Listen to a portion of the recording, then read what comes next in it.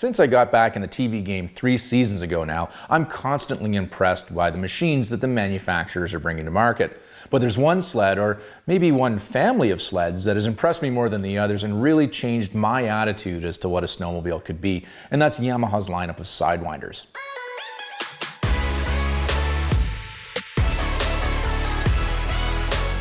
It wasn't that long ago that I considered myself a two-stroke guy. Sure, I liked the RX-1 when it came out, and then onto the Apexes, even the Nitros, but until I rode the new Sidewinders, the thought of owning one of these 4-stroke machines wasn't really on my mind.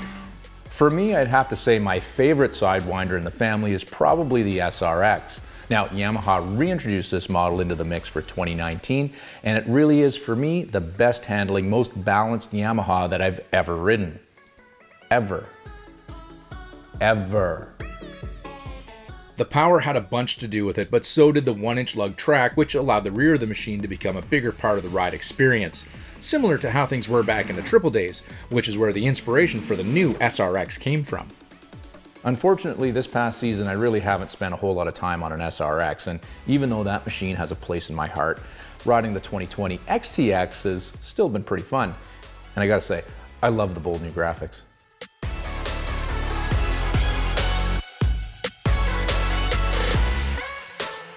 In fact, it's all the sleds in this Sidewinder lineup that for me are all a pretty good machine to be on. But I feel in order to truly appreciate the sleds, I had to really shift my thoughts as to what type of rider I am, which is at the core a trail rider. I appreciate balance and handling at this stage of my snowmobiling life, and I think that's why I like the SRX so much. This shift in thinking also meant that I wasn't disappointed with the fact that the SRX wasn't the best sled off trail.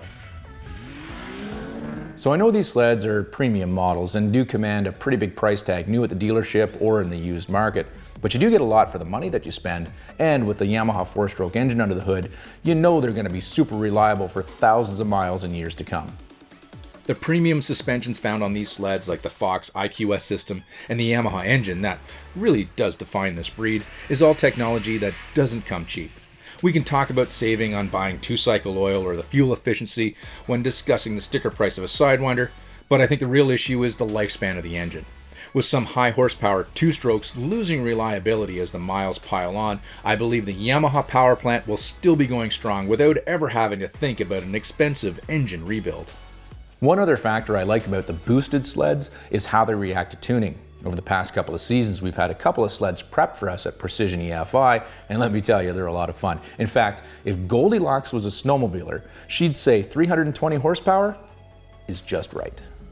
Just like in the automotive world of boosted diesels and gas engines, the Yamaha Genesis responds extremely well to performance tuning. But what's most satisfying about this modification is that the sled is still a very well-behaved machine when it's not being asked to put down over 300 ponies to the snow. Last year, on the SRX we had in the fleet, we went on a family ride for a whole day.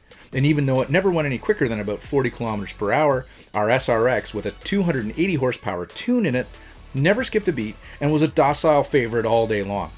I don't think a 2-stroke with this kind of power could do the same.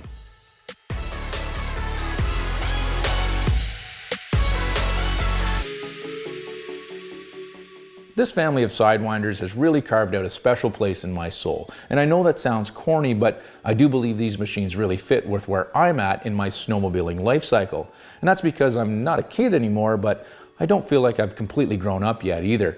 I mean, these sleds are kind of like having a mullet. They're business up front and party in the back.